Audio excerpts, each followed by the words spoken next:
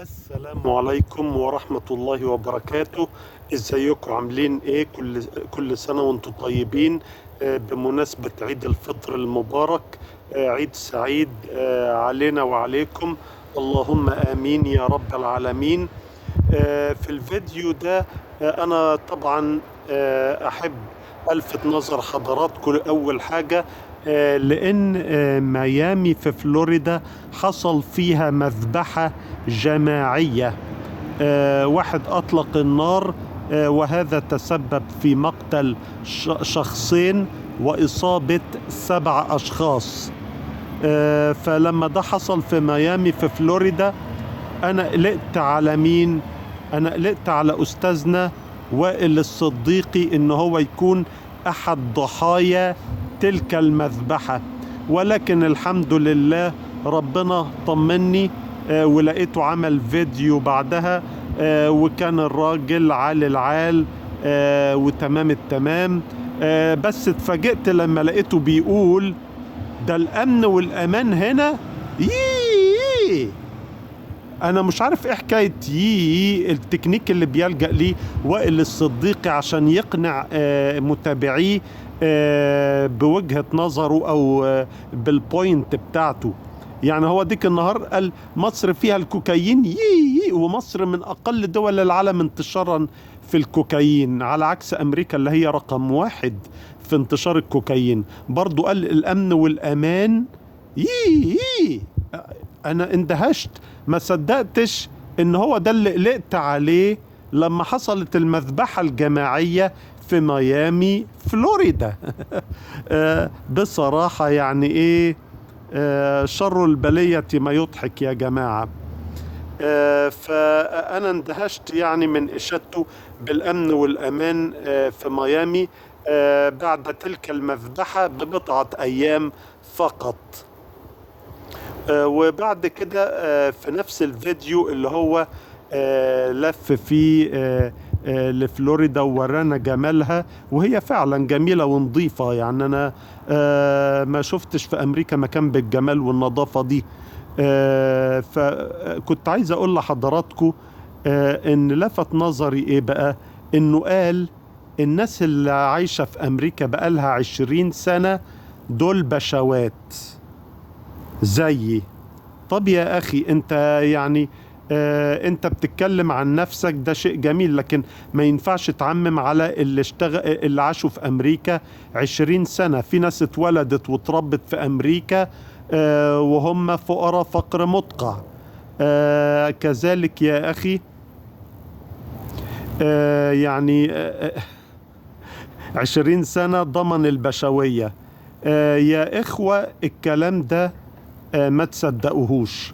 هو نفسه في نفس الفيديو ناقض نفسه وقال يا جماعة في ناس جت أمريكا وفشلت، فده يتناقض مع كلامه في إن اللي بقالهم 20 سنة في أمريكا دول بشوات.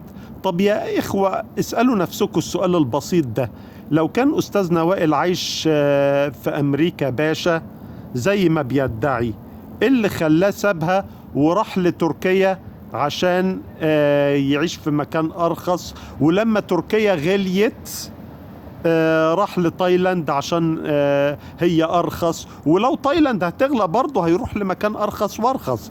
فهو ساب أمريكا منذ 4 سنوات لأنها غالية، مش لأن هي مش لأن هو عايش فيها باشا. فازاي يقول ان اللي بقاله 20 سنة عايش في أمريكا باشا ويديله ختم البشوية؟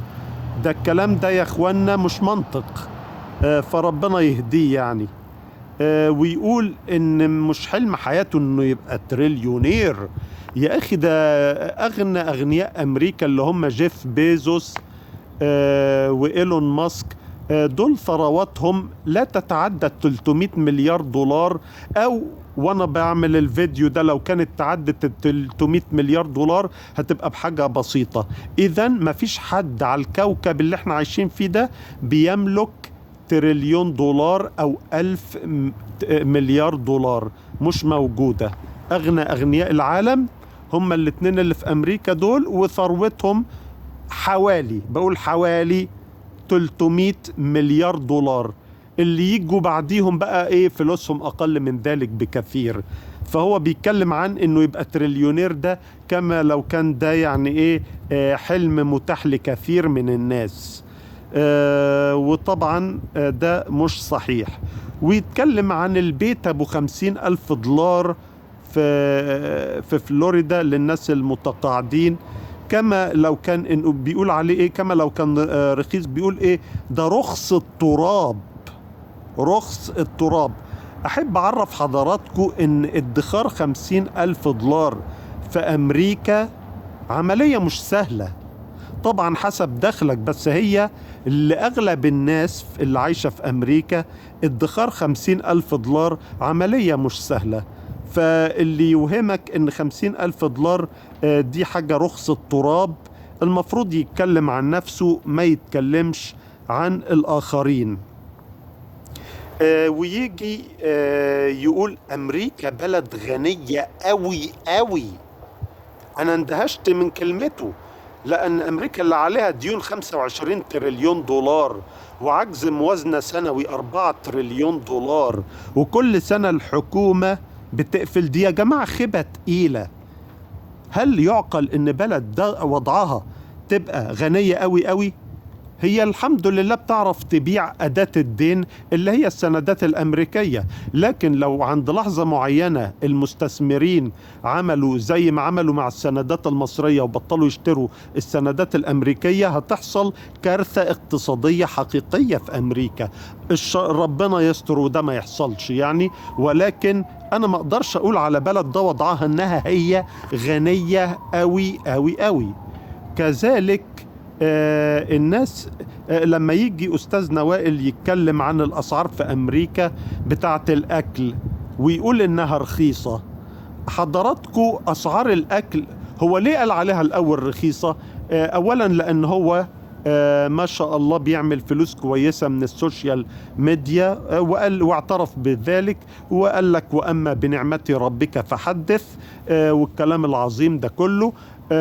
ولكن يا إخوة، هو ليه شايف انها رخيصة؟ بالاضافة لان دخله مرتفع، كمان لان هو ما بيصرفش على زوجة ما بتشتغلش وثلاث 4 عيال، هو بيصرف على نفسه بس. لو كان بيصرف على اسرة اؤكد لحضراتكم انه ما كانش هيجرؤ انه يقول ان الاكل في امريكا اسعاره رخيصة، علما بان طبعا اغلب مصاريفك في امريكا ده لو جيت امريكا هتكون في السكن وفواتيره، مش من الاكل يعني. بس ايه، خلينا في موضوعنا. هو بيقول على الاكل انه رخيص ليه؟ لان هو ما بيصرفش على اسرة. لو بيصرف على اسرة ما كانش هيقول الكلام ده. ولكن حتى لو بنتكلم يا اخوانا على واحد بيصرف على نفسه هو لوحده بس، هذا الشخص في حاجات غالية وحاجات رخيصة. يعني في مثلا قطعيات لحمة بتكون ب$30، فدي بتبقى غالية، مش أي واحد حتى بيصرف على نفسه هيشتريها. حتى هو نفسه اعترف إن في مطعم إيطالي بيبيع حتة اللحمة ب$80. طبعا مش أي حد يقدر في وجبة زي الباشا يدفع في حتة لحمة $80. طبعا مفهوم ان قطعيات اللحمة بتختلف، مش كل قطعيات اللحمة ب$30 الرطل، في اللي هو اللي بتبقى ب10، في اللي بتبقى ب20، وهكذا يعني. فبس ومش كل المطاعم برضو هتاكل فيها حتة اللحمة ب$80، في اللي هتاكل فيه حتة اللحمة بأغلى من كده، وفي اللي هتاكل فيه حتة اللحمة بأرخص من كده. اندهشت لما قال أستاذ وائل ان الأسعار في أمريكا أرخص من مصر. أنا بقى يا أخوانا مش هرد على دي. أنا أرجو من حضراتكم في التعليقات تقولوا لي اسم حاجة في أمريكا أرخص من نظيرتها في مصر. لقيت، فأنا كتبت ده في التعليق يعني إن الكلام ده غير صحيح. لقيت واحد من المتابعين جاي يقول إيه، يقول ده متوسط مرتب اللي عايش في أمريكا $10,000 في الشهر. انا قلت يا نهار اسود، ده مش بس اليوتيوبرز اللي بيهبدوا، ده متابعيه انهم كمان في منهم اللي بيهبد هبد رهيب. انت لو بيخش جيبك يا اخي 10,000 دولار في الشهر، احب اقول لك ان ده معناه ان انت مرتبك قبل الضرائب والخصومات 250 الف دولار السنة. ده معناه يا اخي الكريم ان انت في نادي 1% اللي هم اغنى 1% في امريكا. لو بتتكلم عن متوسط الدخل اقل من 5000 دولار الشهر بيصفصفوا لهم على 3300 دولار الشهر، واغلب الناس ما بتعملش المتوسط. ليه؟ شرحت الكلام ده في فيديو مستقل، ان اغلب الناس ما بتعملش المتوسط بعد الضرائب والخصومات هيكون حاجة في حدود 3300 الشهر، 3500. اما 10,000 الشهر فده انت كده من اغنى 1% في امريكا. فما تقوليش ان ده متوسط. واناشد السادة اللي هم اللي بيتابعوا الاخ وائل ان هم يوزنوا قبل ما يشيلوا ولو شوية، وما يسمعوش لكلام الناس اللي بتهبد وتكلمهم عن مرتبات 10,000 و7,000 و5,000 وكلام ضخم من ده يعني. يعني طبعا كل واحد وتوفيق ربنا له واجتهاده وعوامل كتير. انا فاهم ان في ناس اغنياء وناس فقراء، ولكن المبالغة انا عن نفسي ضدها.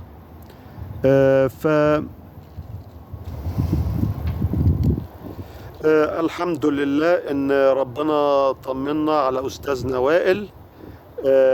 بس في حاجة كمان قالها، قال ايه؟ هو يا جماعة بنات زي القمر. هو معنى ان مكان فيه بنات زي القمر كتير ان هم يا اخوانا متاحات؟ لا، انت ممكن تبقى في منطقة البنات اللي فيها زي القمر قليلين بس متاحين. بس بلد زي امريكا البنات اللي فيها بالذات زي القمر هيكونوا صعبات المنال. طبعا مفهوم ان كل واحد له مهاراته وقدرته يعني على اقناع البنت بيه. بس انا بقول لحضراتكم ان بنات امريكا على المستوى العام صعبات المنال، وهو ده السبب ان ناس كتير في امريكا بينزلوا لبلادهم الام في الاجازات عشان يتجوزوا، او في بلد تانية غير امريكا عشان يتجوزوا منها. فعمال بيصدر للبسطاء ان امريكا هيبقى فيها الواحد باشا بعد 20 سنة، وان الامارات هم رطرطين عشان يصدر لهم ان هم ايه سهلين برسائل خفية او رسائل غير مباشرة. من فضلكم يا اخوانا اوزنوا قبل ما تشيلوا. مرة كمان عيد سعيد علينا وعليكم.